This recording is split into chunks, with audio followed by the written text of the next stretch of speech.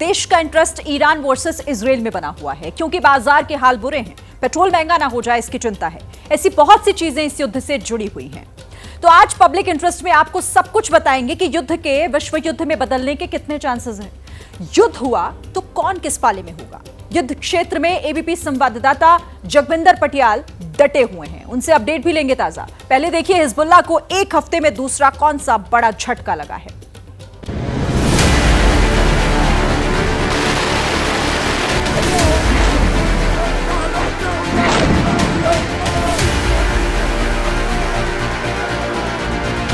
Israel Lebanon में घुसकर Hezbollah को उसी की मिट्टी में मिला रहा है। इजराइल की मिसाइलें हिजबुल्लाह के एक कमांडर के पीछे पड़ी। मोसाद एक लोकेशन दे रही है जहां आईडीएफ के ड्रोन बम बरसा रहे हैं।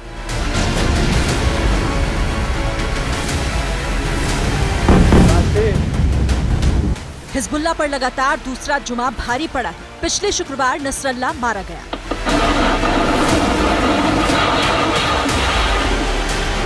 आज इजराइल ने नसरल्ला के उत्तराधिकारी उसके भाई हाशिम सैफुद्दीन को भी मार गिराया। नसरल्ला के खात्मे के बाद हिजबुल्लाह की कमान हाशिम सैफुद्दीन के हाथ में थी। इजराइल की खबर पुख्ता थी कि सैफुद्दीन बेरूत के पास दाहिद के एक बंकर में मीटिंग कर रहा है। निशाना एकदम निशाने पर बैठा है। हालांकि हिजबुल्लाह ने हाशिम सैफुद्दीन के खात्मे की पुष्टि नहीं की, लेकिन तस्वीरें बता रही हैं कि हमले में कोई नहीं बचा होगा। हाफिज सैफुद्दीन के लिए इसी अपार्टमेंट को निशाना बनाया गया और ये देखिए कैसे इजराइल के ड्रोन अब भी ऊपर दिखाई दे रहे हैं। कहा जा रहा है कि मारा गया है, हालांकि इसकी पुष्टि होनी बाकी है। काफी बड़ा बंकर मैं देख पा रहा हूँ नीचे। हाशिम सैफुद्दीन हसन नसरल्लाह का चचेरा भाई था। सैफुद्दीन हिजबुल्लाह की वर्किंग काउंसिल का प्रमुख था। सैफुद्दीन हिजबुल्लाह की जिहाद काउंसिल का मेंबर था। अमेरिका ने उसे 2017 में आतंकवादी घोषित किया था। एक हफ्ते में इजराइल ने दूसरी बार हिजबुल्लाह की रीढ़ की हड्डी तोड़ी, पहले नसरल्ला और अब सैफुद्दीन। हिजबुल्लाह का ऑपरेशन सैफुद्दीन के कंट्रोल में था। नसरल्लाह के खानदान को वैसे ये तीसरा झटका लगा है। 2 दिन पहले नसरल्लाह का दामाद हसन जाफर भी सीरिया में इजरायली एयर स्ट्राइक में मारा गया था। इजरायली अटैक से बचने के लिए हिजबुल्लाह ने आज नसरल्लाह को लेबनान में गुपचुप ढंग से दफना दिया। न जनाजे की नमाज हुई, न हुजूम जुटा। खतरा था कि अगर भीड़ इकट्ठा हुई तो इजरायली ड्रोन और उसकी मिसाइलों को निशाना लगाने का खुला मैदान मिल जाएगा।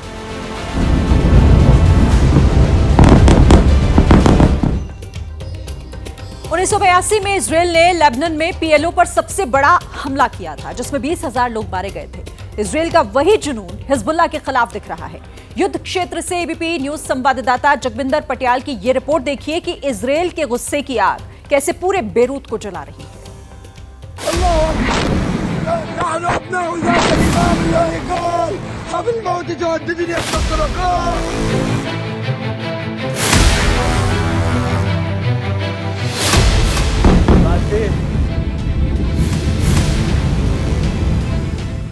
इजराइल ने 2 तरह का अटैक किया है। पहला अटैक ये किया गया है कि कैसे लेबनान में ग्राउंड रेड्स के जरिए ये कोई शेल अंदर था जो अभी भी फटा है। बेहद रिस्क है और शायद अंदर जो शेल गिराए गए हैं ड्रोन्स की तरफ से या फिर जो यहाँ पर मिसाइल फेंकी गई हैं उसमें से अब भी लाइव धमाके आप देख रहे हैं। लेकिन हम ये तस्वीरें दिखाने के लिए जब रणभूमि में आ जाते हैं तो फिर डरा नहीं जाता। हम एक बार फिर वो तस्वीरें दिखाएंगे। धमाका आपने सुना, मैं आपको बता रहा था कि हिजबुल्लाह के गढ़ में घुसकर किस तरह से उनके बंकर को तबाह किया जा रहा है। ये तमाम चीज़ें आप देख सकते हैं। इसी बंकर में अभी थोड़ी देर पहले ये धमाका हुआ। ये हिजबुल्लाह का वो सब देखिए, ये उनके डॉक्यूमेंट्स पड़े हैं और ये सब जैसे कैश मेमो, कैश बुक्स होती हैं, यानी पूरा कोई ऑफिस था जहाँ पर इस चीज़ का हिसाब रखा जाता होगा। अब ये तमाम लिटरेचर और ये बुक्स उसी तरह की पड़ी हैं। लेकिन ख़ास बात क्या है, इस पूरे बंकर को निशाना बनाकर किस तरह से आग लगी हुई है। 3-4 घंटे हो गए हैं। इन तमाम चीज़ों पर एयर स्ट्राइक के जरिए इजराइल ने एक बड़ा हमला किया है। और इस वक्त एक ब्रेकिंग न्यूज आ रही है। 4 दिनों में हिजबुल्लाह के 250 कमांडर्स को मारने का दावा इजराइल कर रहा है, जबकि 2000 मिलिट्री सेंटर्स को भी ध्वस्त कर दिया गया। दक्षिणी लेबनान में ग्राउंड ऑपरेशन और एयर स्ट्राइक के जरिए इजराइल में हिजबुल्लाह को बड़ा नुकसान पहुंचाने का दावा इजराइल कर रहा है। और सीधे आपको लिए चलते हैं ग्राउंड जीरो पर, जहां से मौजूद हैं जगविंदर पटियाल। जगविंदर जी, जो हो रहा है वो आप भी रिपोर्ट कर रहे हैं, अपनी आंखों से देख रहे हैं, हम भी यहां से दर्शकों को बता रहे हैं आपके जरिए। इस युद्ध को आप ग्राउंड से देख रहे हैं, कहां और किस तरीके की तबाही अब तक दिख रही है?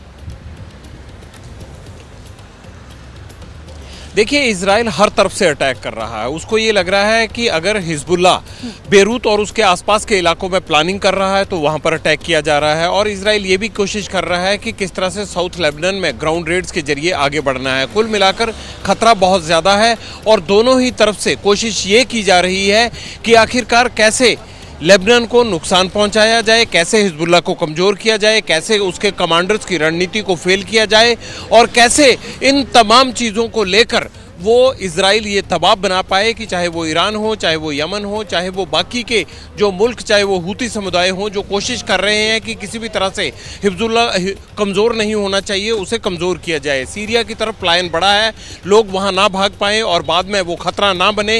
इन तमाम चीज़ों के लिए भी कोशिश ये की जा रही है कि उन तमाम सड़कों को कट ऑफ कर दिया जाए जो सीरिया की तरफ जा रही हैं। और ग्राउंड रेड्स के जरिए ये सब करने की कोशिश में इजराइल लगातार आगे बढ़ रहा है। हालांकि इजराइल को कुछ सैनिकों को नुकसान जरूर हुआ है, 10 से 12 सैनिकों की मौत जरूर हुई है, लेकिन इजराइल के दिन रात यानी दिन में जो ग्राउंड से इन्वेजन कर रहे हैं उसमें कोई कमी नहीं है, ग्राउंड रेड्स में कोई कमी नहीं है। और रात को बेरूत और उसके आसपास के इलाके में हिजबुल्लाह के गढ़ में एयर स्ट्राइक और ड्रोन स्ट्राइक किए जा रहे हैं। एबीपी गंगा, खबर आपकी, जुबान आपकी।